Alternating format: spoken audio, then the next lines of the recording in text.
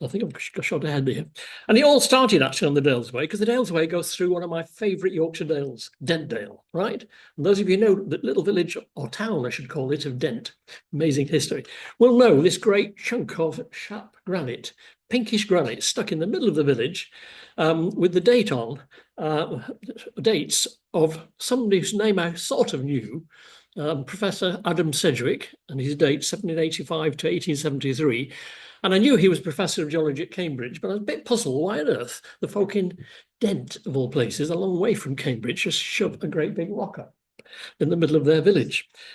Luckily, I had a very good friend and I suppose mentor, who knew all about the Dalesway. He was the president of the Ramblers, a great name, in fact, somebody whose life I've been writing about and researching recently, Dr. Arthur Raystrick, who we now know is a far more important and influential paleontologist and paneologist and historian than we knew when he was alive at the time.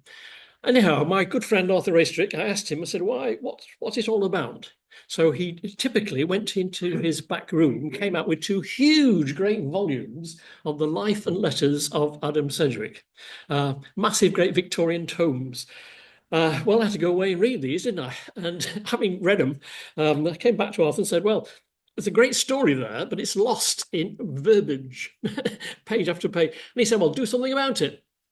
So I did. So with some trepidation, I actually then set about producing a book which I enjoyed writing enormously about this amazing character, Adam Sedgwick.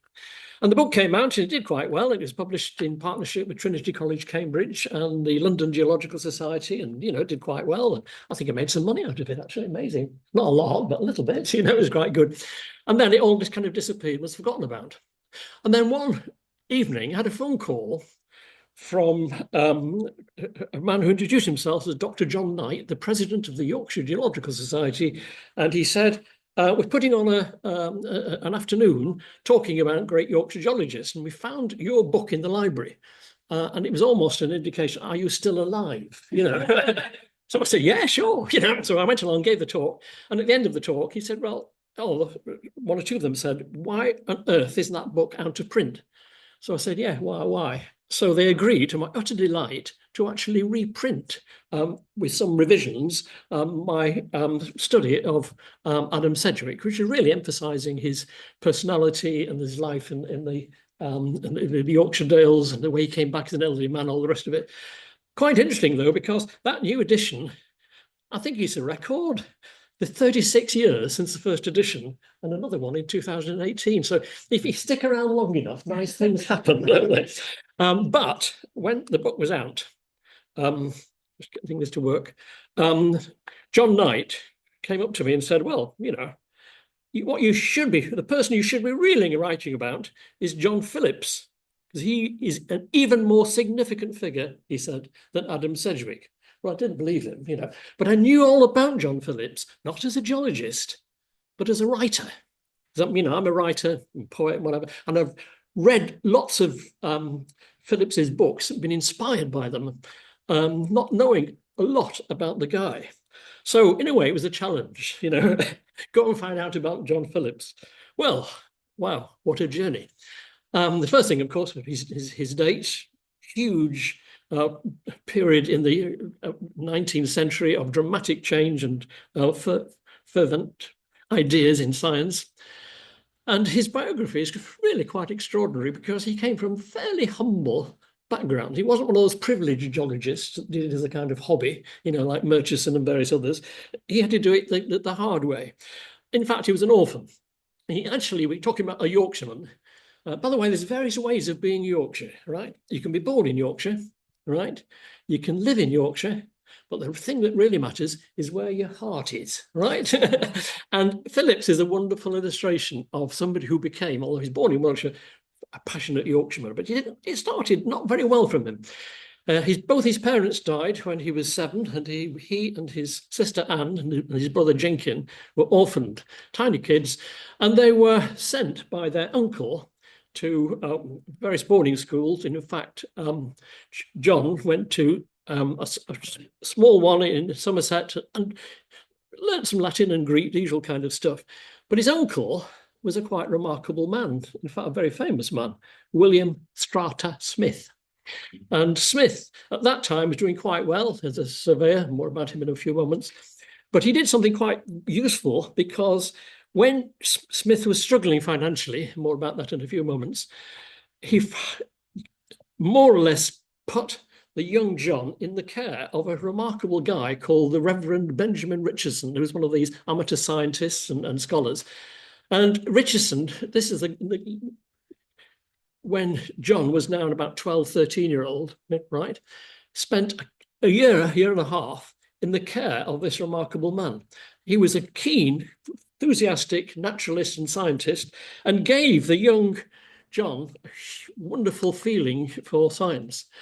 But his uncle William was doing great things. And as you surely are aware, the world's first geological map of the country was produced by Smith in 1815. We're very lucky in York. Of course, we've got one of the later editions of that map in the Yorkshire Museum. I don't know if everybody knows. If you go upstairs in the library and ask them very nicely, they will actually let you see it. Wonderful amount of work, huge amount of work and energy. And in a way, it was a catastrophe for William Smith, because he spent so much time on it and his mapping. He neglected the other side of his business, which was as a canal surveyor and land surveyor. But for a few years, between 1815 and 19, John's now between 14 and 18 years old, John Phillips had the most incredibly wonderful apprenticeship and education. He never had a formal education. He never went to university or higher education. But wow, one of the world's great geologists is your uncle. You learn a bit. And in fact, it was quite useful, because within a very short time, William Smith realised he got an extremely intelligent young nephew. And not only that, but this lad knew Latin. So it's very handy when it came to classifying some of the fossils that William was producing. And of course, William Smith was one of the great thinkers in terms of stratigraphy and understanding the age of rocks and type of rocks from the fossil evidence, spending a lot of time with miners. But he also spent a lot of time with young John learning various techniques like mapping, surveying, and lithography, printing maps. This is a new science in the turn of the 19th century, but it was going to turn out quite important. And the two of them spend a lot of time traveling around the north of England, the Midlands, and there are accounts of how they worked together, that when they were surveying, particularly for the great maps of the English counties that William was producing, as well as the map of England and Wales, that they would walk together about 100 yards apart, right, recording what they saw. So Phillips had an incredible apprenticeship. And the relationship between uncle and nephew, I think, is unique in the history of science, because it was an incredibly creative partnership, particularly in the early days. That young Phillips was picking so much, going as far as Swaledale, for example, going to the lead mines up at Gunnerside, and the various jobs in the Midlands, again, recording the Yorkshire coast, learning a huge amount. However, in 1819, catastrophe. William Smith was a brilliant man, great geologist, great thinker, hopeless managing his financial affairs, utter disaster. And the worst thing happened. He was declared bankrupt. He was flung into the King's Bench prison in Southwark for about 11 weeks. Now, these prisons were not quite like the terrible jails in the sense, but you were incarcerated in a building. You could have visitors, people could come and see you. There's a bit of freedom in that sense, but it was utter horror and nightmare. And at this point, the young 18-year-old John almost took back care of his uncle in selling some of his uncle's remaining goods and chattels to pay the debts to get him out of jail. And what happened then was the two of them and Smith's wife, Mary, who unfortunately had severe mental problems. It was really quite a disastrous situation. They travelled on the Union coach out of London from Holborn, almost as far as they could get away from London. They hated the place. Well, luckily, they headed north. They came up to Yorkshire. And in fact, I think probably as much as they could afford on the coach was to Northallerton. And the two of them, or the three of them, I should say, William Smith, John Phillips, and uh, Mary Smith, literally got out of the coach, blinking their eyes, first thing, three nights on a coach, no idea where they were. And they then managed to eke a living as kind of itinerant surveyors, working with big landowners, doing work with as canal engineers, doing surveys of potential work, and mining consultants, because of Smith's knowledge of rocks was hugely important.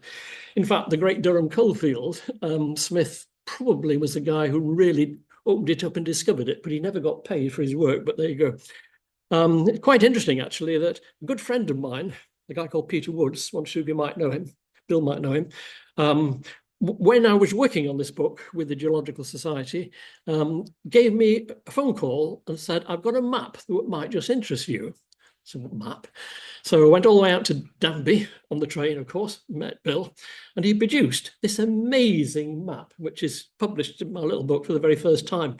And what it is, it's a map of a country estate not far from Rutherford along the Esk Valley, in North Yorkshire, quite close to Whitby, showing the use of the individual fields, an incredibly wonderful detailed map.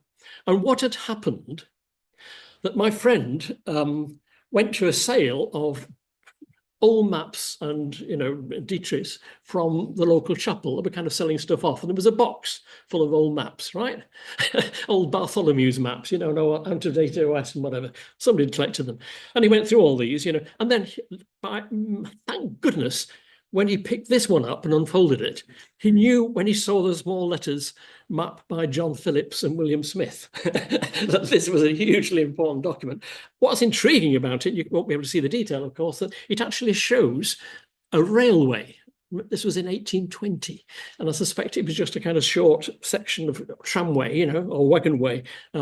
Even so, wonderful piece of work, and it was doing these kind of maps that the two of them survived from hand to mouth. Then came a better period in their lives, because they finished up when they were doing work in Lancashire and Westmoreland. What they would do, they would be always working on a map. And if jobs came up, they'd drop the map, do the job, get paid, and then when there was short of work, back to mapping.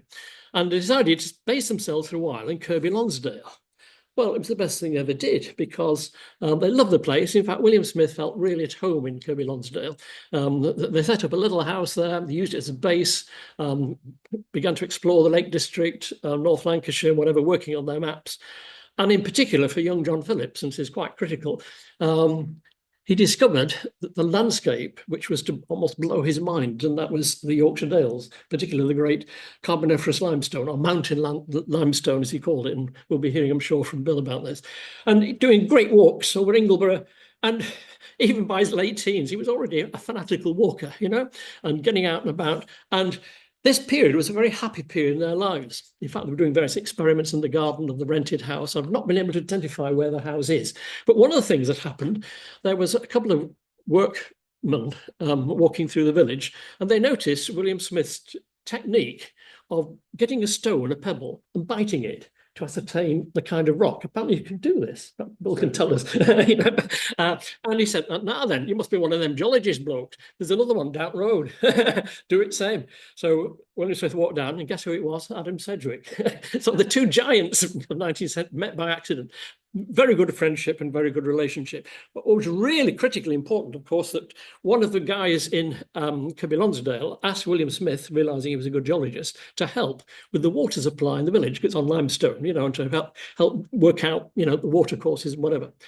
And he, in turn, spoke to a friend of his called Dr. Allen, who, in fact, was part of something very exciting going on 70, 80 miles further east. And that really was one of the kind of defining moments in Yorkshire geology. And of course, it was the discovery of Kirkdale Cave. And again, you probably know all about that, where not far from Kirkby Moorside, an old quarry revealed this amazing cave, which turned out to be full of the most strange animal bones. And everyone thought initially it was evidence of the flood. You know, the waters had come up and washed them in there. But the greatest geologist around at those times was William Buckland, or became professor of geology at Oxford, heard about this immediately, rushed up to Yorkshire and looked at the cave, decided it was enormously important, and brilliantly proved that nothing to do with the flood at all, because he reckoned it was a hyena den. He actually demonstrated, didn't he, from getting hyenas to bite bones and comparing the teeth marks. It was an amazing piece of work. And from that, he did this wonderful, very important work, which began to first time question the whole question of the validity of the biblical flood. He still believed in it, but, you know, it was going to be rather different from when described. How on earth could exotic creatures be in a cold place like Yorkshire? Something was going on. Immensely important work. But it also created huge interest amongst all the amateur scientists. And I'm sure there were people who were the founders of this organization and were part of this, because several doctors and lawyers and professional men decided to form themselves into an organization to deal with all this, the Yorkshire Philosophical Society. And the first thing they did, of course, was to get a worthy patron. And this is quite extraordinary, because the guy who they asked to be their chairman and eventually their president was the Reverend Vernon Harcourt. He was the son of the Archbishop of Canterbury. Sorry, Archbishop of York. Let's get it right. Archbishop of York. Obviously, very useful to that influential person.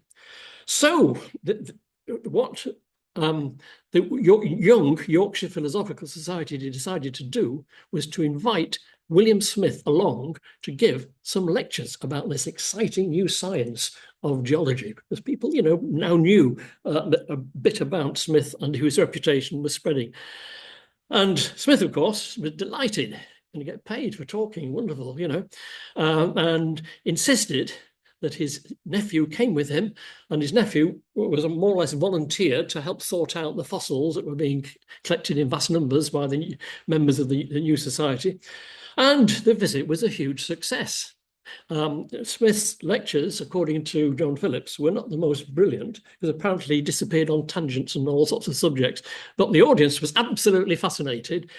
The complete sellout, he had to repeat them. The YPS made a huge profit, but also they were hugely struck by the nephew, who turned out to be a lot brighter even and more articulate than his uncle. And rapidly they realized they'd got something quite amazing here. So they paid him quite a good sum of money to sort out their fossils and to help set up the first Yorkshire Museum, which in fact was actually on Ouse Bridge, on the corner there. But they soon decided that this had to grow and develop. And of course, it led in 1831 to the opening of what I think is one of the most important and iconic museums in the whole of our region, the Yorkshire Museum. And my goodness, it's a precious space, isn't it? All that happening in a very short time. Meanwhile, young John Phillips, you know, was beginning to kind of outshine his uncle. But they were working together. And they soon made him their official museum keeper. And the deal was that he put 2 or 3 days a week running the museum, the curator and whatever, and eventually became the secretary of the Yorkshire Philosophical Society. But he was also allowed 2 things. First of all, to give lectures in other places, particularly with his uncle initially. And off they went to Scarborough, and you can see this little bit of, if you go to the Rotunda Museum, you can see the actual cost of this course of lectures. But again, gradually, it was obvious that the really articulate, brilliant lecture was not wonderful Uncle William. It was young John, and soon became in some demand, giving talks to the society and starting to do some quite amazing bits of research, which he was soon to start publishing. So he was given a lot of freedom. Meanwhile, his uncle was struggling a bit and getting on a bit now, and gradually the relationship between the uncle and nephew changed. So it was very much John Phillips looking after his uncle. He eventually, after his uncle died, he wrote an absolutely wonderful, quite brilliant memoir of his uncle's life, which probably did more to cement Smith's reputation as a father of English geology than anything else. But one of the interesting finds, part of this research, was a quarry called Bealsfeld, quite close to Market Wheaton, where they found some amazing animal bones, which they correctly identified, in this case, as the jaw bones of a lion. And I read about this in some of the papers and research documents that Phillips was producing. So I thought this must be in the Yorkshire Museum. So I spoke to the senior archivist there, and it was a challenge. But 3 days later, they rang me up and said, yeah, we found it. So this is the original lion bone from the archives of the Yorkshire Museum. Immensely interesting. What the hell were lions doing in Yorkshire? So it began to really open up the whole question of what was all happening. Meanwhile, William and John were doing hugely important and significant work on the Yorkshire coast. There'd already been some very good publications out, but this work that I'm sure Bill will be saying a little bit more about was the great breakthrough nationally for John Phillips. The illustrations of the geology of Yorkshire came out in 1829 on the Yorkshire coast. Absolutely amazing work. Even now you can read it with huge pleasure. I was saying one of the things about these Victorian geologists, they could not only were they wonderful scientists, but my goodness, they could write. I have to confess, I can't hardly read modern geology because it's so technical, and there's so many but I can pick up something like Sedgwick or Phillips, beautifully written prose, engaging the reader, and not only the prose, but the wonderful drawings. I mentioned his skill as an artist and lithographer. Some of the illustrations of fossils belonging to the Jurassic along the Yorkshire coast are absolutely unbelievable. And he produced this wonderful, wonderful map of, he and William together, but particularly John, of the whole coast from Sperm Point right up to the other side of, almost up to the Tees. And it was quite interesting because not only was Smith and Phillips giving lectures in and around York, but they were kind of evangelists going out, particularly Phillips in later years, setting up, supporting, helping other organisations in other towns. Scarborough was one of the key places. In fact, William Smith fell in love with Scarborough and eventually settled there and spent his last few years there. And Smith actually had this brilliant idea for this amazing geological museum, I think probably the world's first. I'm sure everybody knows it. Absolutely amazing place because it's designed to illustrate the whole concept of stratigraphy. So Phillips's wonderful drawings and sections are illustrated against the relevant fossils, and it's a wonderful, wonderful place to visit and something very, very precious and important. They've done a lot of work in recent years in kind of restoring it and keeping it. I even read a report that Professor Phillips was actually doing, because they painted the actual Phillips sections. I don't think they actually, it was John Phillips painting them. I think they had somebody else doing it. It was all based on Phillips's work.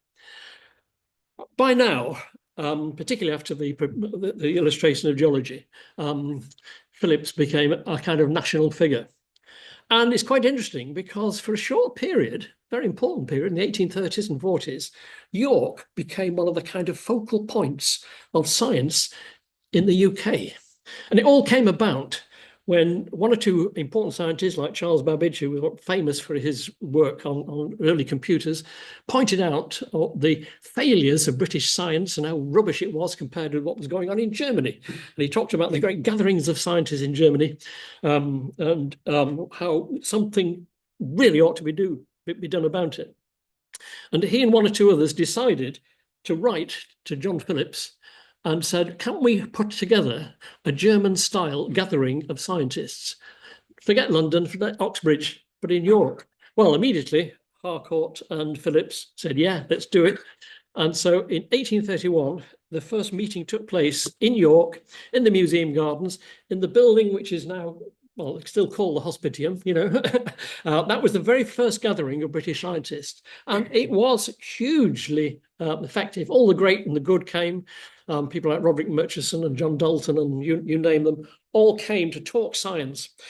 But apparently, from accounts, the guy that stole the show was John Phillips, and apparently stood up in one of the meetings and gave an extempore lecture lasting about 45 minutes, no notes, on the geology of Yorkshire, and everybody was gobsmacked. But for the next few years, the British Association began to move around different cities in England, and it's still there. I think they call it the British Science Association, which is a pity, really. I think British Association for the Advancement of Science is a brilliant title, and they shouldn't have lost it. That's my view. But moving quickly on, by now, Phillips is secretary of the British Association for Management of Science, so he's got a national role. He's now proving himself as a brilliant paleontologist, but wow, it doesn't stop there. He's also a meteorologist, and some of his records of the weather and his studies of the weather are still amazing. Some of the very first records of rainfall in York started by John Phillips, and he actually worked out things about the difference in raindrops when dropping off from the the top of York Minster compared to the bottom. Great work in astronomy, and apparently these photographs are amongst the very first really good photographs of the planet, of the moon. Absolutely amazing. He took other ones of Mars. In fact, there's a crater on the moon called the John Phillips crater. That's not every guy gets a crater named after him. But he was also out there lecturing, administrating, particularly keen on encouraging ordinary people. Speaking to mechanics institutes, that were set up to give literacy to working men. He actually moved in to lodgings in Marygate with the most important person in his life, a remarkable woman, Anne Phillips, his sister. Sadly, there's only one picture survived of Anne Phillips. But when the children were separated, they were set apart for about 20 odd years. It was well into the late 1820s before particularly Anne and John got together, and they swore they would never part again. And so Anne became John Phillips's, how can I put it, amanuensis, manager, support. But it's like if you're female, you never get the recognition you deserve. She did a huge amount for him. Probably when he was in the 1830s, when he was taking so much on, he might well have been close to a kind of nervous breakdown. And I suspect Anne Phillips kept him on the straight and narrow. I think she was a very, very brilliant manager, administrator, but she was also a first-class scientist in her own right. Women did not get a good deal. Right. But John took her on several of his kind of when he was working for the Geological Survey, which he did as well as the museum work, and had professorships in London and Dublin and whatever. She came along too and was part of the science. And the famous occasion when she actually looked with Phillips at some of the complicated ancient rock systems around the Malvern Hills, she made a discovery, right, that proved Sir Roderick Murchison, the director of the Geological Survey, wrong. And it's still to this very day called Miss Phillips's conglomerate. And it's the first major geological discovery, if you like, by a female geologist. Really, in fact, it's really sad that when she eventually died before John, he was actually heartbroken, but more of that anon. Well, he was soon not only following up the illustrations of the geology of Yorkshire, the Yorkshire coast, publishing his book on the mountain limestone, which is, I think, an extraordinary work. He walked mile after mile after mile. I don't think there's ever a person has walked in the Yorkshire Dales as much as John Phillips did. A phenomenal distance. These guys were 20, 30 miles when there's nothing, These days, if I do 10 miles, I'm dead chuffed, But, these guys were real walk, describing the landscape, how it was formed, the limestone pavements, particularly the Craven fault lines, piecing it all out. I'm sure you're going to hear far more than I can say. And in particular, on what a day you're going to have, the Yoredale series, which, the concept he invented. I gather that name is sadly not used as much as it used to be, but there you go. Again, beautifully illustrated, wonderful drawings of the characteristic fossils, including amazing species, descriptions of the waterfalls, how it happened, the land. Wonderful, wonderful book, highly readable, highly enjoyable. And as we now know, you can get facsimile editions, can't you? Which you'll hear more about that in a few moments. He was also always on the edge of technical stuff. This map, which appeared in one of his books I'll speak about in a moment, is the first ever colour printed map in the world. Right? And they were trying out techniques. This is in the 1850s now, moving on a bit. We're actually using colour coding, from as based on Smith's maps. And it's there in the Victorian editions. Spent a lot of money getting mine restored. The colours showing the geology. What a beautiful map it is. I know modern geology will probably say, that's not quite right, but it's still an amazing piece of work and, world-changing technology. In my view, he produced what I think is one of the best ever guidebooks to Yorkshire, the ravines and mountains and seacoast of Yorkshire, where that map comes from. It's a wonderful book. I love it. That's when I first got to know Phillips and fell in love with him as a writer. He really enthuses you. He really gives you that kind of sense of, also a very good artist. He can actually describe a landscape, give a feel for it, very, it's obviously not a great artist, but very good, very competent. Brimham Rocks, still recognise them, can't you? Tell you what, really interesting though, is this survey he did of the Iron Age settlement, right, of Ingleborough Summit, the mountain Ingleborough. This has all changed now, and archaeologists are still arguing about what it was like. Phillips tells you, it's there.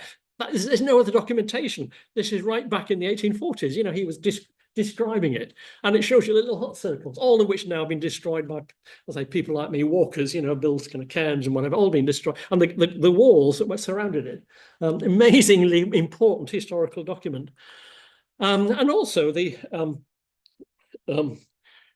beauty of his writing, and I think what I find so moving in a way, and I won't bother reading all that text, is the very precise way he can describe the landscape, the way he can use words. And it's particularly lovely when you know that the guy who's producing these words was the guy who first described it. And he talks about the shales and the slopes and the islands. I actually went down with my camera down to Glaisdale, and I tried to find the exact spot that John Phillips described, and I found it. And his description is spot on, even with that fallen trees and whatever, and the atmosphere and the feeling of it. I think it's quite extraordinary that achievement, that he could describe a landscape with a precision and a sharpness and a vividness, which few modern writers, few of us can equal that beauty. Okay, slightly Victorian and, the rich hues of autumn and whatever, but even so, beautifully precise descriptive writing. And then comes what I think is one of the most extraordinary things, and that is his railway guidebooks. He produced his first big guidebook, very much aimed at the middle-class market.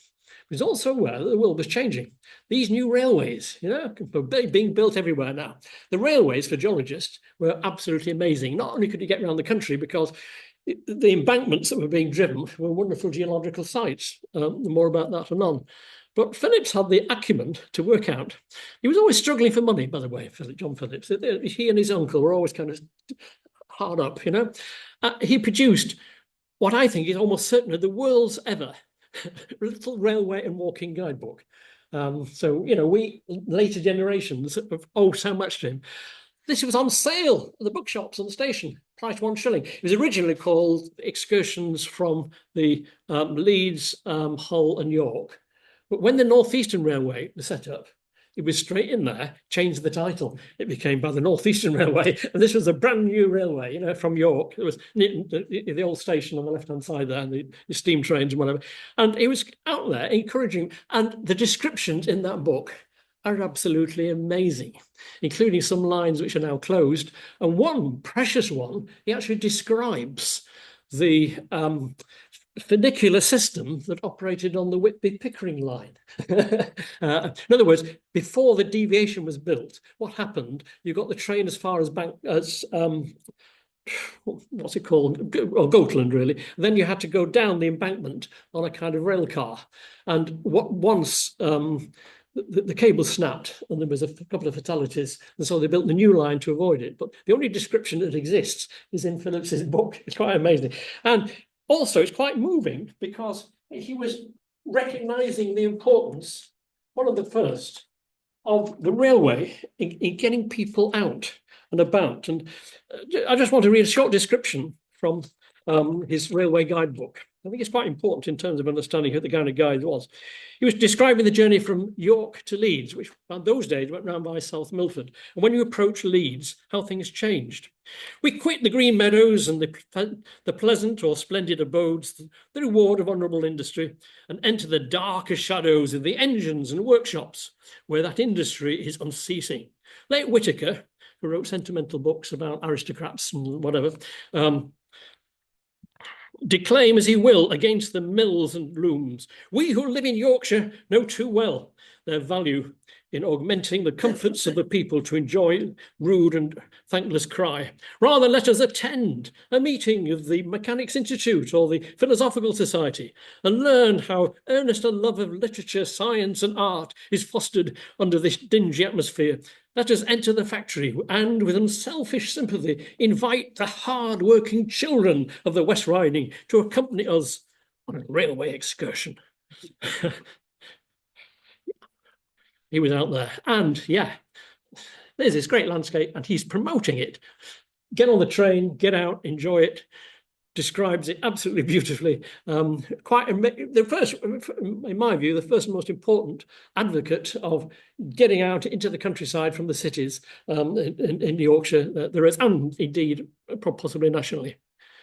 And also he was very keen to engage people with science. That it was the popular science. There's a wonderful account of the lectures he was giving to working men in Leeds at the Mechanics' Institute, which, by the way, is now Leeds Museum. that big, lovely Victorian Cuthbert Broderick building, now the museum. He was giving a lecture to a series of 4 lectures on paleontology, and he was talking about the recent discoveries of hippo bones near Wellington Bridge in Leeds, all this kind of stuff. And he could hold huge audiences of working people. A series of 4 lectures and his account. When he came to the end of the series of 4 lectures, the whole audience stood up and cheered. Now, how many geologists can enjoy that? So a kind of natural speaker, a natural lecturer, but also hugely important. Sadly for us, this remarkable guy who did so much for Yorkshire and Yorkshire identity and culture, was inevitably going to be headhunted. And it happened after a tragic accident when the reading geology called Strickland was looking at one of these new railway cuttings, looking at the wonderful exposure of the Verstrata and the wonderful fossils. And he took a step back just as the train was coming the other direction, and he was killed, which is rather sad. And then there was a tragedy in Oxford. They had a real problem because Professor Buckland, by that time, who's still Professor of Geology, Oxford, was now totally and utterly, past it. In fact, I think we'd now say he got Alzheimer's or whatever. And so they had nobody to run the whole geology section. So in desperation, they looked round and there's one outstanding person in the whole of the UK, and that was John Phillips. So he made an offer he couldn't refuse, they were invited down to Oxford. Inevitably, he took the job because why not? First time in his life, a decent salary, security. So he and Anne were given a lovely kind of cottage near the Magdalen Bridge, and he was set up. The only problem was this guy had no qualifications.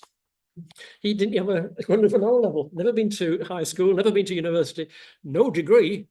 So they can do this in Oxford. They all got together and gave him a degree. So they could appoint him professor, obviously. And again, hugely wonderful period in Oxford. And he published some immensely important works. Particularly, I think probably you're going to hear more about this from Bill in particular. The basic classification of early forms of life on Earth, the terminology we still use, Cenozoic, Mesozoic, and Paleozoic. He gave a kind of key.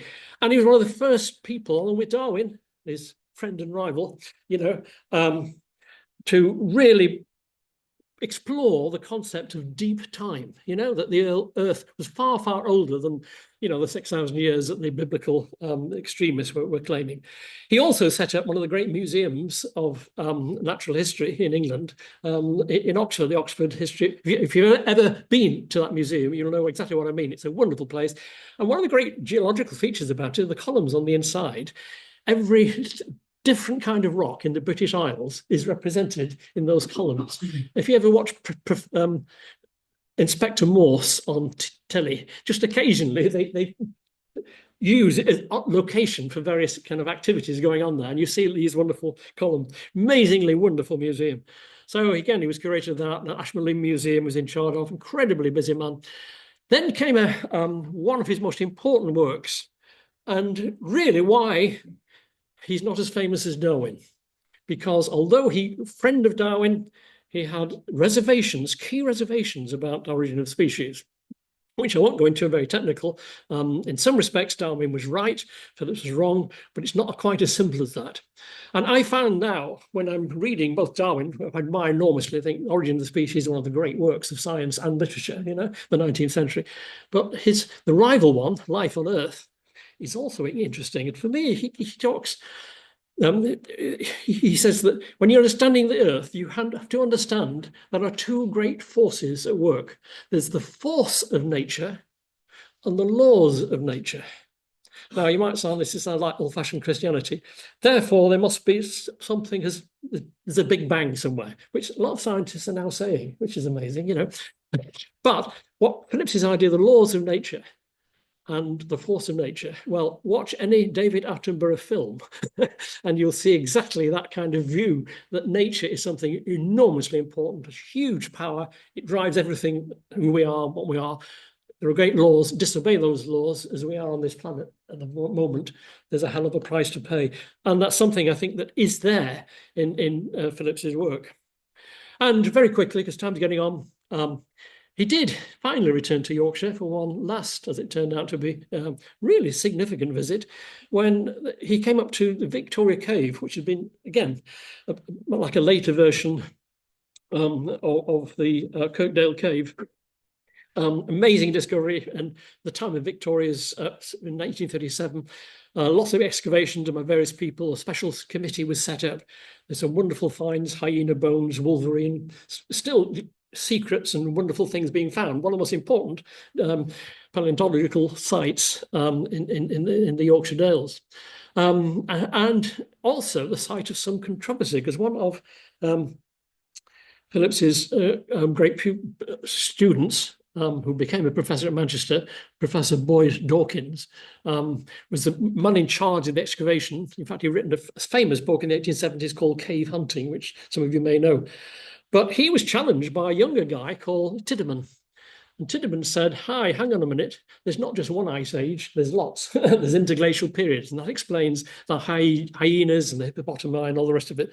And poor old Tiedemann was insulted by Dawkins. It became a huge kind of literary row. This was all, dare I say, slightly after Phillips's time.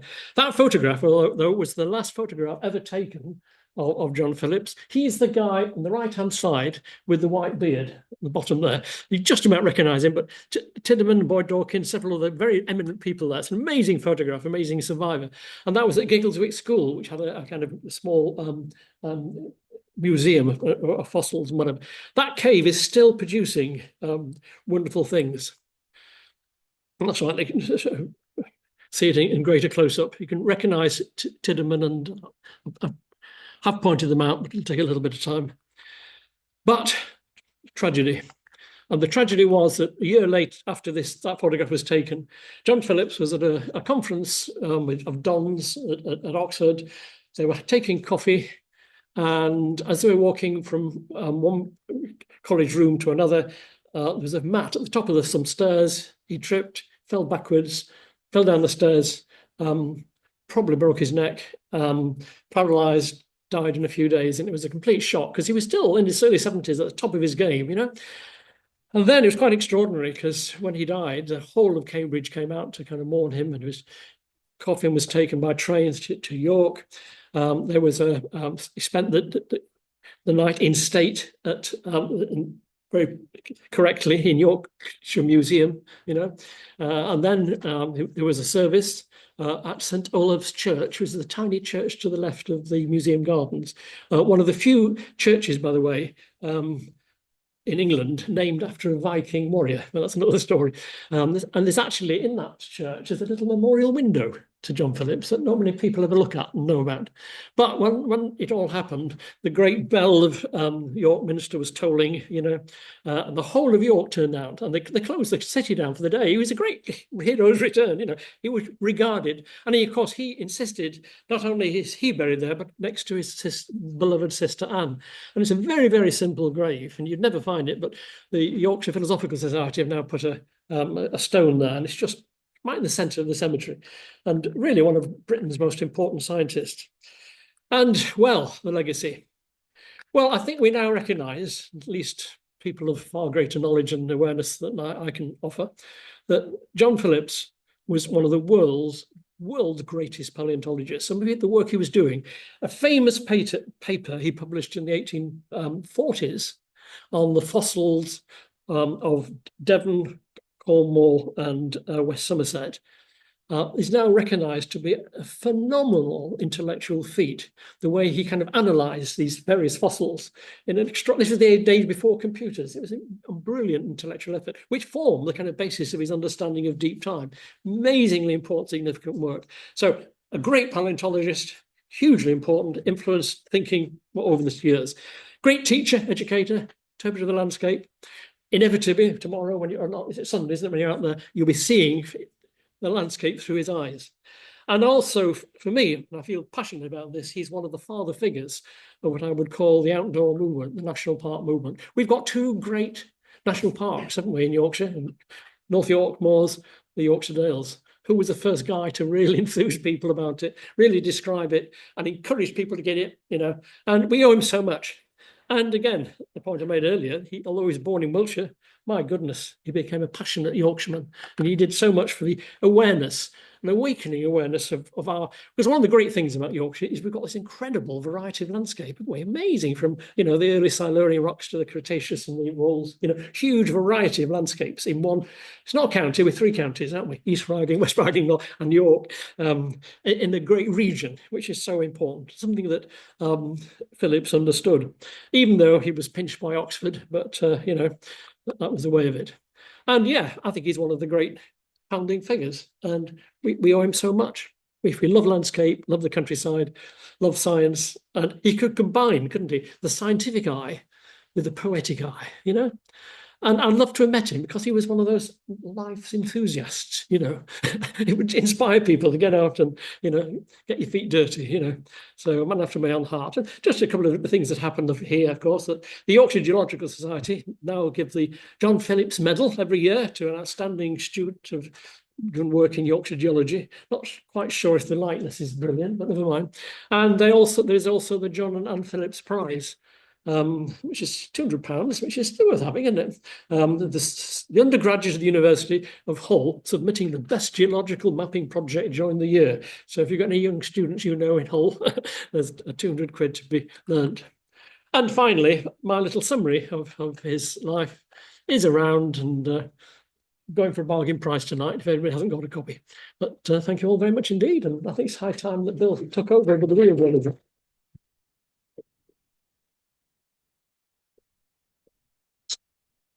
This is my moment of peril when I try and switch things over. And we'll have questions at the end.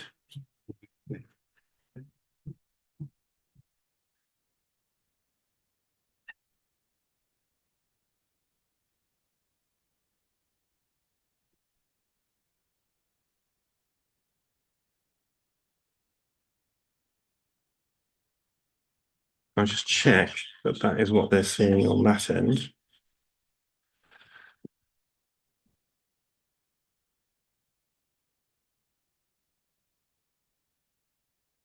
John Phillips doesn't worry about this, isn't he?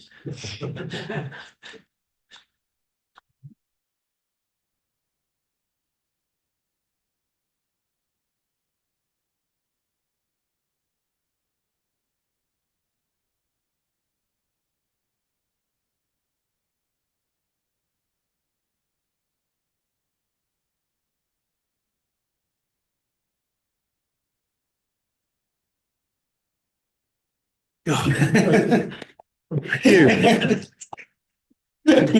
to you, Bill. God for that. The worst part of any talk these days is the technical side of it.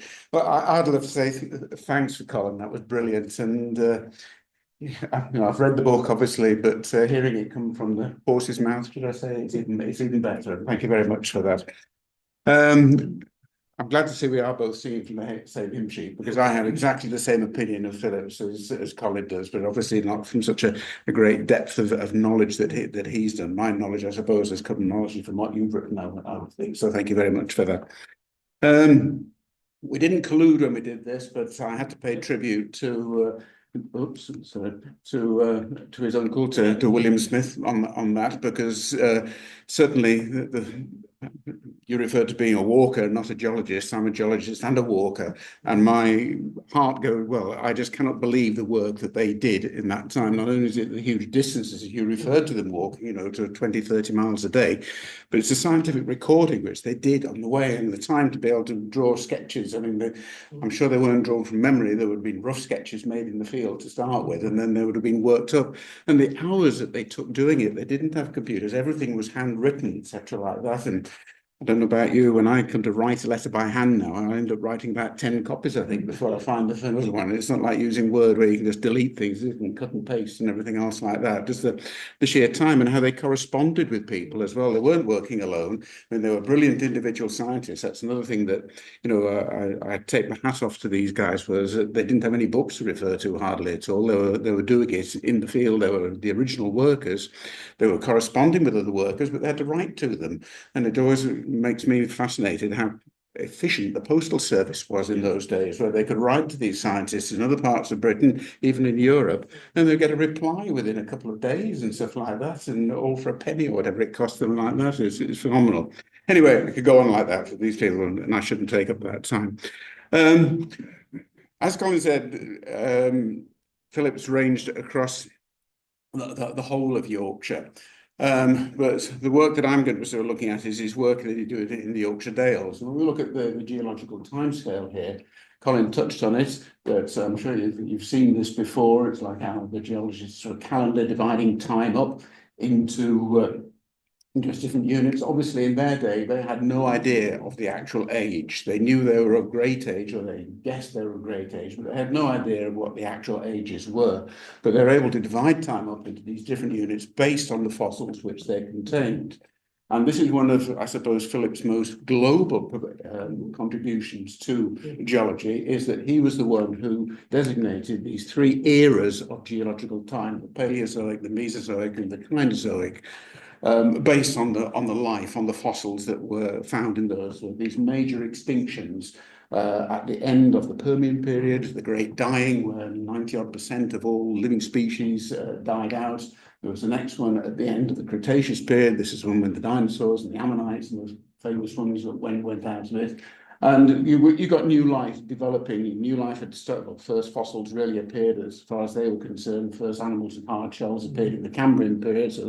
And then the Great Dying defined the Paleozoic, and then what life was left recovered during the Triassic period and went on and bloomed and became very very ornate and very versatile at the end of the Cretaceous. Then another Great Dying, probably caused, well, a variety of factors before we went into the Kinozoic age, which we're in a moment. So that was probably, globally what Phillips presented. As far as British geology was concerned, he worked, as Colin suggested, across a wide area, but when he was in the Yorkshire Dales, it's the Carboniferous period where he was looking at most of all, or almost entirely. Colin's touched on this, and this is what I was saying. I'm just totally gobsmacked by the amount of effort that went in. Pedestrian journeys. They might have had a horse now and again in the car, but most of it was on foot. Across northern England, in one 4-month period, walked across the Pennines 4 times. It's like doing the coast to coast almost four times. And when you think of the gear that they were wearing, they didn't have Gore-Tex or anything else like that. It was all tweed and woolen socks and hobnail boots, I guess, is what it was. So that's in that period. But in addition to doing that, he was also doing this. He completed a long pedestrian tour in Scotland. a long pedestrian tour for us might be walking 5 miles or something, but God knows how long that was. He also travelled abroad. He was working, collaborating with other people. So just think of the length of time it would take to do that. We can just go to the airport, jump on a plane and go. But the effort of getting abroad and everything must have been phenomenal. He also went to Ireland as well. And so, in this, of course, in many pedestrian journeys, most of the high mountains have been ascended in nearly every valley explored. The thickness of strata having been ascertained by about 1,000 barometrical observations. This is how they're measuring height, because there were no maps at that time, no good base maps and contour lines, which we're familiar with. They had to make their own maps, basically, and measure heights by using a barometer, is what it was. And that's another thing you alluded to, being a great scientist. He developed a barometer specifically for measuring heights, and it was very important. And when he was measuring, recognizing certain beds in one valley or one mountain, and then he saw the ones on the other side, knowing the difference in height between them, would enable him to work out what they were actually doing, the ways they were running, if they were horizontal or if they were dipping. This is when he produces his conclusions of the geology of Yorkshire, the mountain limestone district. But that was in addition, really, to having done part one, the Yorkshire coast, following his work in that. So it was just this prodigious amount of work that they got through. It's quite mind-boggling. This is his classification of the rocks in the Yorkshire Dales that he produced in his book. And he introduced these names that we had the geological periods had been already established, but Phillips didn't set up any of the periods. Sedgwick, who Colin referred to before, was the architect, who was the person who proposed and set up the Cambrian period. The chap Murchison you referred to did the Silurian period. There's a big story there of a battle between the two because they're adjacent to each other, and there was a huge fallout over where the boundary lay, and they didn't talk to each other for 30 odd years or something like that, and because of the big row that set up between them. But the Carboniferous period had been established just before Phillips was, just the time he started getting going, really. But this is his classification of the rocks in Yorkshire, the main divisions. He recognised the mountain limestone, this old red formation, which he put in the Devonian period, from down in Devon, as the name suggests. Then he recognised the mountain limestone formation, which he divided up into two, and the lower, or Scar limestone series, and the upper, or his Yoredale series, and then the Millstone Grit and the coal sitting on top. We'll look at a modern day stratigraphic classification of Yorkshire, and it's essentially the same thing. The only thing that's really changed is this group that he recognised as the old red, put in the Devonian group. We now know that it's actually in Carboniferous. Rather, I don't say the mistake that he made, because I would never say any of their work really was mistakes, but there are very few fossils in this, and they didn't find the fossils in there. It was just looking at the similarities of the rock, the colours of them, the textures, the structures that they found in were very similar, the same as the rocks they found in Devon. So it was a perfectly reasonable suggestion to make a conclusion to come to, but we now know as more people looking, they found fossils in there, so we now know it belongs into Carboniferous. The names have changed slightly. Old or some literature will still talk about the mountain limestone formation, but we split it now into the two: the Great Scar limestone group and the Yoredale group. Phillips called it the Yoredale series. Geologists, you say, Colin, geologists are dreadful for their technical of the terms. They keep swapping them all the time, and it's difficult to keep track with them. The Millstone group, again, same as his Millstone Grit series, really, and the coal measure group. So really, he set the scene, and we've tinkered with it, really. This is one of the illustrations from his book on the mountain limestone, where he's designating what he called the Yoredale series. And he'd recognised this group, as he said, in all of these walking, all these journeys he'd done. He'd climbed all the mountains, he'd made all the recordings, he'd measured the heights of them all, and he'd found this same sequence of rocks across a wide area.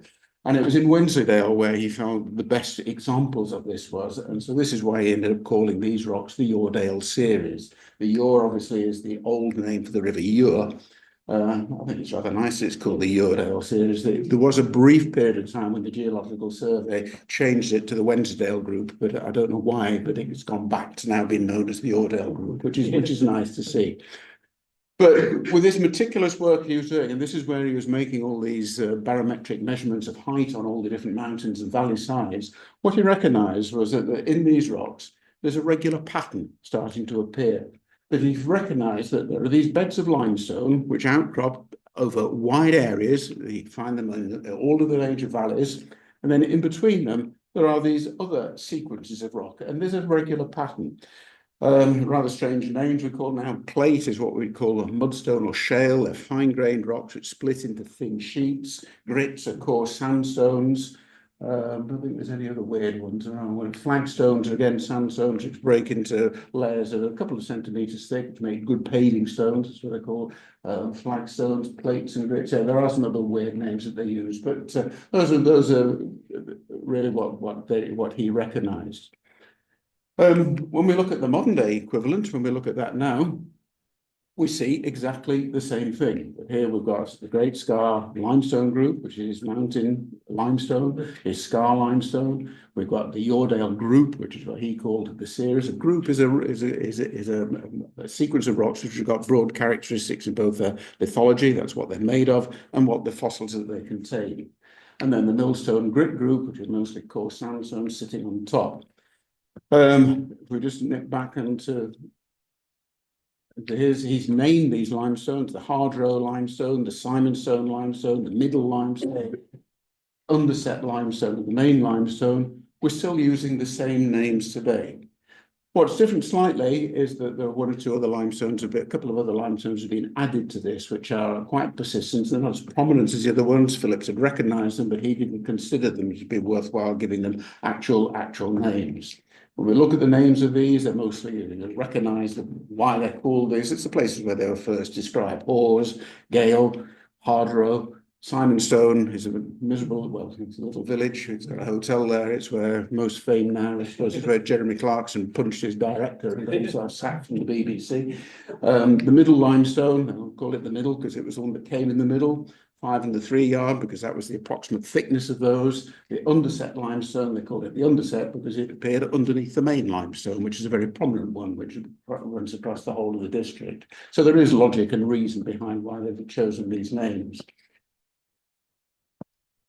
Each of these groups of limestones, there is a repetition. There's this repetition that Phillips had recognised, and we call these units now cyclothems. These deposits are cyclic, that is, they are repeating themselves time and time again.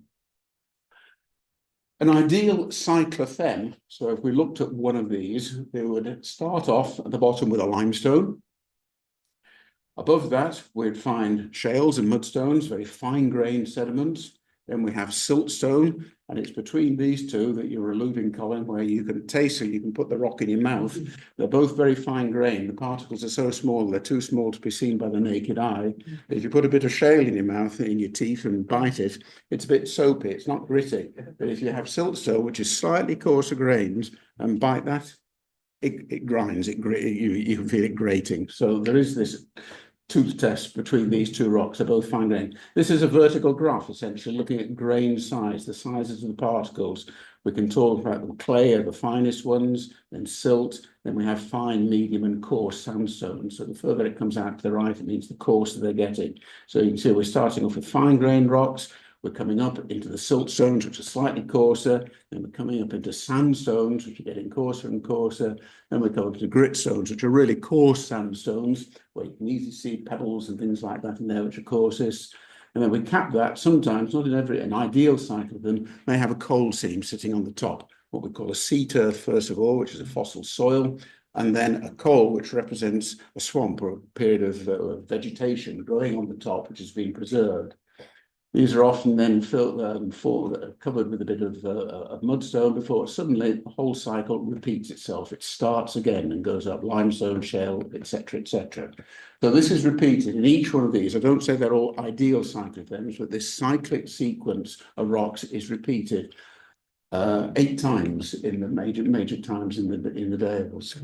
Phillips recognised this. But what they didn't have was a real explanation, and they were aware of this. They didn't try and make outlandish claims and say this is what's caused this. But he recognised that this is very safe comment really to make. Variable inundations of land and in constant movements near the shore of the sea. So he recognised that something was happening to sea level. Sea level was rising and falling because limestone will only form in open sea conditions. It's full of marine fossils. Whereas coal, we know, grows on land. It's vegetation. So we've gone from sea up to land, and then suddenly it's gone back to sea again. So something's happening, which is either causing sea level to rise and fall, or the land is rising and falling. Phillips and his co-workers didn't know what it was at those times. And so this was a very safe assumption to make, rather than some of the wild assumptions some of the early scientists made about how things happened. Well, if we come forward into the modern day and explain for Phillips what was actually what we know now, and can explain what was going on, if we look at the paleogeography of the world back here in Carboniferous times, very different from what we were familiar with today. We can see the outlines of our familiar continents are shown on here, and here we can see the southern continents all grouped over the South Pole, whereas the Europe, North America, and we can include Britain in there, we're sitting there virtually across the equator. So things are very different. We've got these two large continental masses. We've got Gondwanaland is the name given to this big continental mass sitting over the South Pole. This is known as Eurasia, this area of Europe, and the Laurentian area of North America sitting joined together over the equator. And this is where Britain was part of up here. These plates are moving around just like they're moving today. We've got some places where where we've got constructed plate boundaries where the ocean crust is splitting like it's doing down the middle of the Atlantic today, and the continents are new sea floor is being created. The continents are moving apart because the world is round. It obviously can't get any bigger. As it's increasing one time, places got to be disappearing elsewhere. We get these destructive plate margins where crust is colliding together and one lattice is going down underneath. If we home in more closely to what the British Isles look like, so we can film more on home ground. So here's the present day outline of the British Isles put onto this. But to the northern part of the British Isles was a large mountain range, and it was a mountain range of Himalayan proportions, which had been thrown up by earlier continental collisions. So it was thousands of meters high, it ran for hundreds of kilometers, or thousands of kilometers from what is now the north of Scandinavia, down through northern Britain. The Atlantic didn't exist at that time. It went down through eastern Greenland, through Newfoundland, down into the Appalachians. So it was a vast mountain range, equivalent to the Himalayas today in extent and certainly height. To the south of that, there was a shallow sea covering the continent. It wasn't an ocean, it was a shallow sea, like the North Sea. It's just really the continental surface is covered by a relatively shallow sea. It's not a deep ocean. When geologists talk about shallow seas, it doesn't mean to say it's a sea you can roll your trousers up and just go for a paddle across like that. A shallow sea is anything down to a few hundred meters deep, whereas an ocean goes down to thousands of meters deep. So there was a shallow sea lying across what is now northern England. There's a landmass here across Wales. We'll forget about what's going on further down south. Not because it's not important to this story, and not that I don't think it's important at all. Apologies to anybody from down south. There were different environments. Remember, it was on the equator, so it was hot, it was wet. That these areas in yellow are, well, the upland emergent areas were shaded in brown. These are mountains which have been actively eroded. It was hot and it was wet. There were big rivers running off those. They were flowing down into the shallow sea, and they were bringing down the sediments from these eroded mountains, and they were depositing them into the shallow seas. Now, here in Yorkshire, in northern Britain, in Yorkshire, we have quite a distinctive setup of the crust. We have a unit which we refer to as the Askrig block. But if we look at the structural geology of northern England, we have the Askrig block here, and here's Wensleydale running slap bang across in the middle of it. It's marked on its southern boundary by a series of faults. The Craven Fault System. To the south of that, we have what we call the Craven Basin, an area of the crust which was subsiding. This block, as its name suggests, was a fairly positive area. It was covered by shallow water, but only very shallow water. water of only a few tens of meters of deep, whereas down here we were talking about going up to 100, 200 meters deep in the basin to the south. There was a low point in the middle, the Staymore Trough. This is where the A66 goes across there at the moment, the lowland point across the Pennines, before we have another block, very similar to the Astrid block in the north, known as the Alston block. So the southern boundary is the Craven Faults. The western boundary to the Astrid block is the Dent Fault. We're very close to Adam Sedgwick's home village of Dent, so it's just up here somewhere. And then we have the Pennine Fault system, which separate the Alston block. There's always like a mountain front. If you've ever travelled up on you've driven over the A66 and gone up towards Penrith, you're driving through the Eden Valley there, and you see the mountains rising up quite dramatically on the right-hand side. That's the Pennine Fault. And then across the top, the northern boundary is a series of faults called the Stublick Fault, before we have another basin up in Northumberland, the Northumberland Trough. Sorry, I should just say that these blocks, the blocks are both covered largely by rocks of Carboniferous age, mostly by the Yoredale and Great Scar Limestone group, with some Millstone, and Millstone Grit group. There's a little bit of coal measures, but not much. We see one or two of the areas where rivers have cut down through the younger rocks into the older rocks which form the basement, which these ones were deposited on. If we look at a cross-section, a very simple cross-section north-south, this probably illustrates better what we mean by blocks. So these blocks are upstanding areas of the older, much more ancient rocks. Each of them had a granite body intruded into them. Here are the bounding faults. The basins were subsiding rapidly on either side and in great thick accumulations of sediment, but the blocks were only covered because they were positive areas. They were buoyed up by these granites underneath, which are low density rocks, and they kept them floating high, as it were, in the crust. That when the seas flooded these areas, the seas were shallow over here, they were deep, much deeper over here, and these were subsiding. These faults were active throughout Carboniferous times, and these basins will continue getting deeper and deeper. We get about 4 kilometres of sediment of Carboniferous age in the Craven Basin. We get about 600 metres of Carboniferous sediment over the block areas. So it shows this dramatic difference in what was going on during these times. And these were subsiding, but only subsiding very slowly, whereas these were subsiding much more quickly. To develop these Yoredale rocks, which formed on the block, we can look at a simple model. That we start off with these shallow seas covering the blocks. Now, when you've got a shallow sea covering it in a tropical area, you have no land nearby, there's no source of local sediment, there's no rivers washing in sand and mud, you're far from the shore. So the only material that can accumulate down on the seabed are carbonates made up of the shells and the skeletons of the animals that were living on the seabed, which were swimming around in those seas. They died, they fell to the bottom, they were washed around. As I say, these seas could only be a few tens of meters deep. They were swept by currents, wave action would affect the bottom. They were being swished around, broken up, and it's like a shelly sand was developing on the bottom, but it was organic. This is an organic sediment which is developing on the bottom. But then these rivers were flowing in from the north. And as these rivers flowed in, they were bringing in what we call clastic material. It's a fragmental. These are rocks made of fragments of previously existing rocks and minerals. And they were coming from those mountains, they were being washed down by the rivers, which are flowing out into the sea. And as the rivers lose their energy, obviously the sediment starts to settle out on the seabed. And it'll be settle out according really to its size. The finest particles, the mud particles, they're being the lightest, they will be carried a long way offshore before they settle down in the deeper waters offshore. As I say, deeper, not hundreds of meters, but offshore, where you haven't got such strong wave and current action, where the water is quiet enough that these fine particles will settle out on the bottom. It's like dust settling out in a room. If you've got the windows and the doors open and the wind's howling through, the dust doesn't settle. You shut all the doors and windows, the dust will settle out. So the finest particles get carried further out and settle offshore. And so slowly we started to get mud, started to settle out on top of the limestones. Now, that wasn't very nice for the animals that lived on the seabed, because a lot of those were fixed animals, they couldn't move around, and they were now getting buried in mud. And so it was curtains for them. And a different type of fossils we would find in the muds and the shales of animals that could either live in those muds, or animals that were still swimming around in the body of the water, in the water column, whose remains would sink down to the bottom when they died and became preserved in them.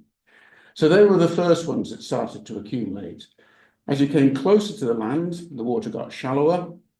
The next biggest particles to settle out were the silt-sized particles. They're slightly bigger. They will settle out if there's a bit of current action. They don't need completely still water like the mud particles do to settle out. So they settle out on the slopes of these deltas is what has been built out. They're settling out on the upper slopes of these deltas, or the mid to upper slopes of the deltas. The coarser material, the sands, these are the biggest particles. They will be, because they're the heaviest, they will be the ones that drop first. So they're ones that the river will drop first and will deposit it in the river channels themselves, on beaches and bars along the fronts of these deltas, whereas the finer material gets carried out and will settle down in more distant offshore conditions. So we get this very definite sequence of sediments being formed as these deltas build out. On the top of the delta, if it's there around long enough, you'll get plants starting to colonize it, and you'll get trees and mosses and ferns, giant mosses and ferns are the things that were living at that time. Eventually, the sea might get filled in completely. And so here you can see the rocks at our cycle of them have started to form. So we started with our open sea, but slowly as the delta has approached and advanced into the sea, it's been covered up with the three rocks that all the sediments that we see in the cycle of them. But then suddenly what happens, to go back to limestone, is what we need is suddenly for all that land-derived sediment to disappear and us to go back to open ocean. And the only way in which we can do that is if suddenly sea level rises rapidly in a few thousand years. Might sound not very rapid in our time, but in geological time, 1,000 years is a blink of an eye.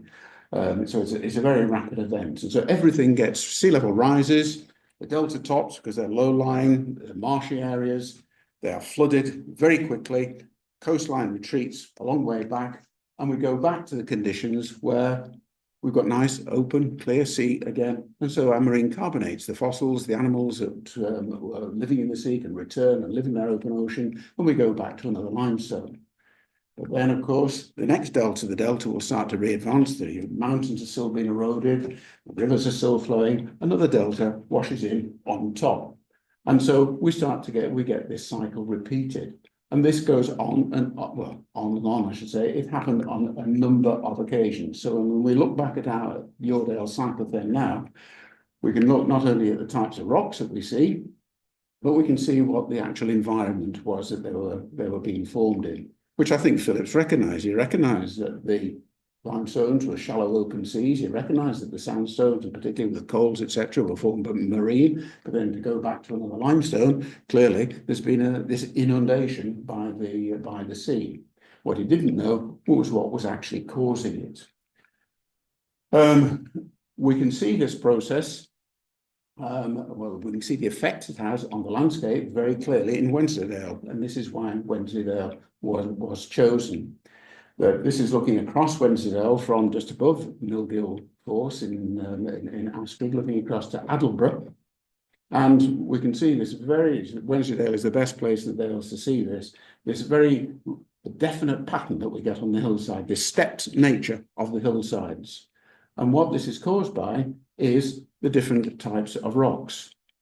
That the hard bands are formed where we have limestones and sandstones, because they are hard, resistant rocks. They don't erode as easily as the softer siltstones and mudstones that separate them.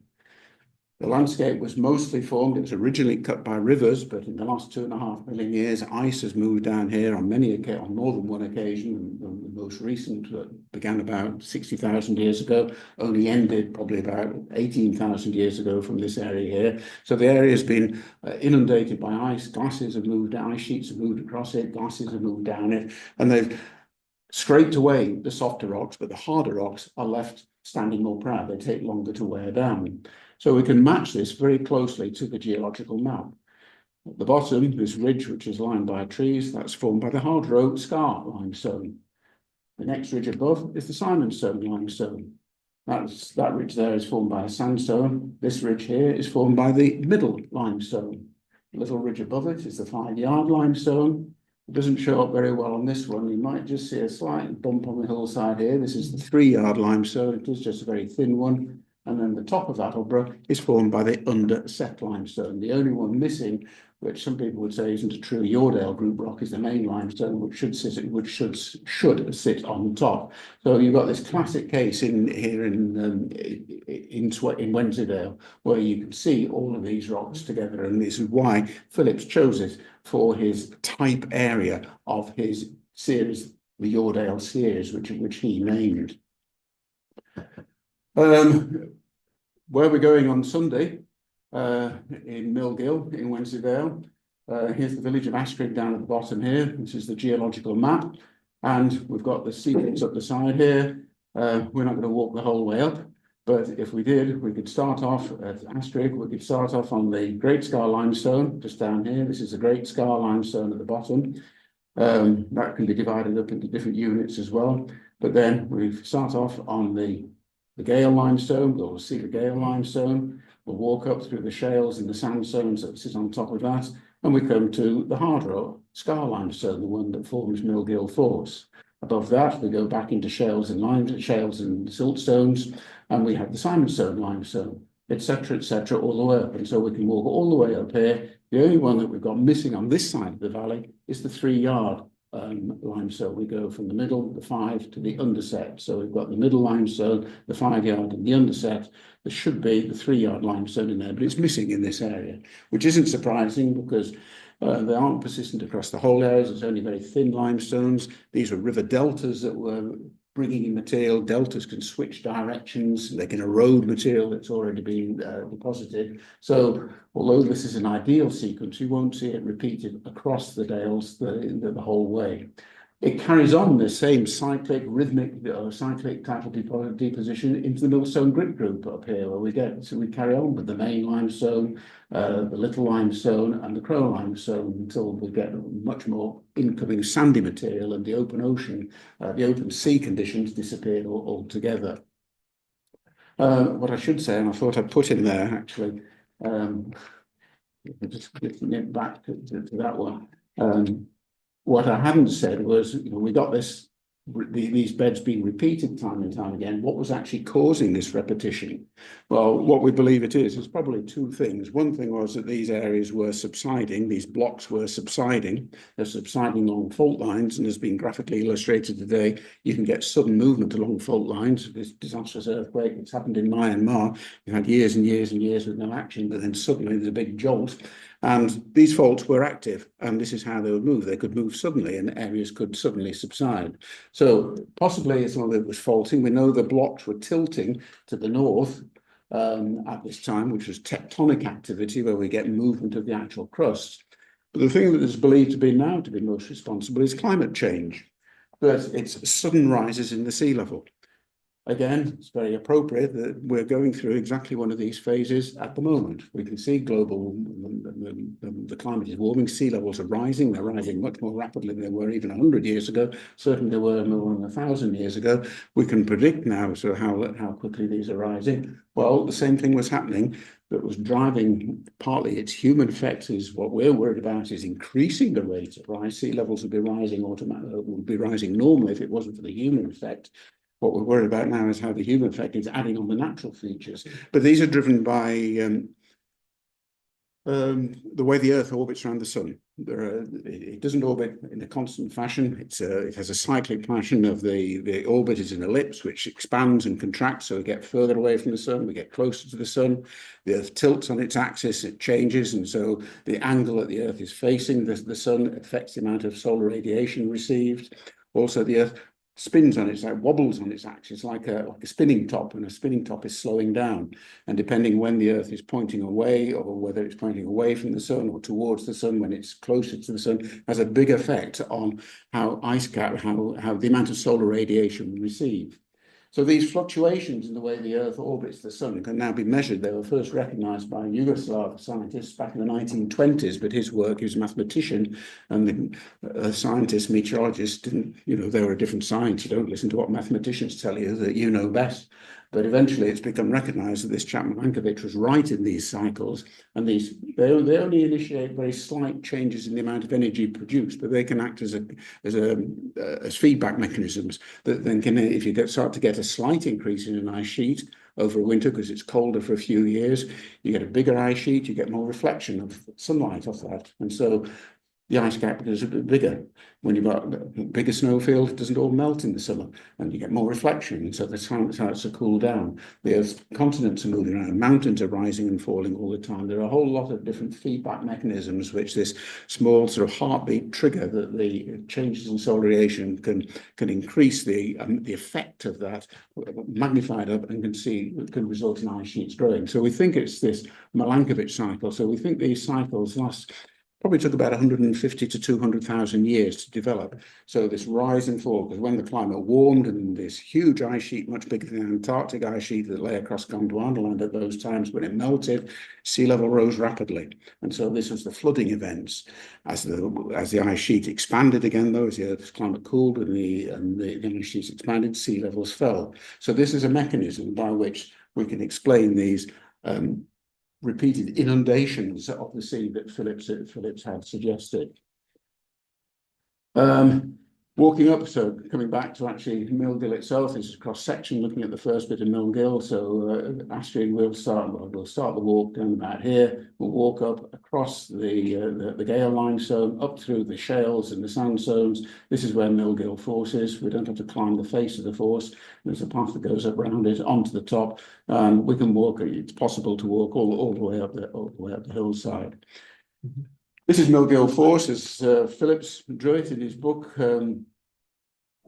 Which one's that? It's in this one, the rivers and mountains of the sea of Yorkshire. That's where that illustration has come from. This is where we see it today, and you can almost recognise the same blocks of rock. It's quite remarkable when I looked at that and put the two together that you think things change. Well, they do change, but I suppose it was 150 or 200 years probably since he drew that it has changed. What we've got here, that we put the geology onto it, we can't see the limestone at the bottom of the cyclotherm, which is about half a mile back down the valley. The gorge which leads up to the force is floored by shales and mudstones, which represented the mud being deposited out of the delta. The lower part of the waterfall is represented by the siltstones. Then we have sandstones, and then, so that's the top of the cyclotherm. Here's the top of the cyclotherm where the next limestone comes in. So this represents the marine, the transgression, the sudden flooding of this delta top. As we suddenly go from, there's no coal seam on the top here. There are only a few coal seams in the Dales. There's not one here. So you go straight from sandstone, which is very shallow water, river lane sandstones, they're deposited in river channels, these ones here. Suddenly you get, sitting directly on top of that, you get a marine limestone, which shows that the sea has risen very quickly. So anybody's coming on Sunday, we'll meet at Ashford Church.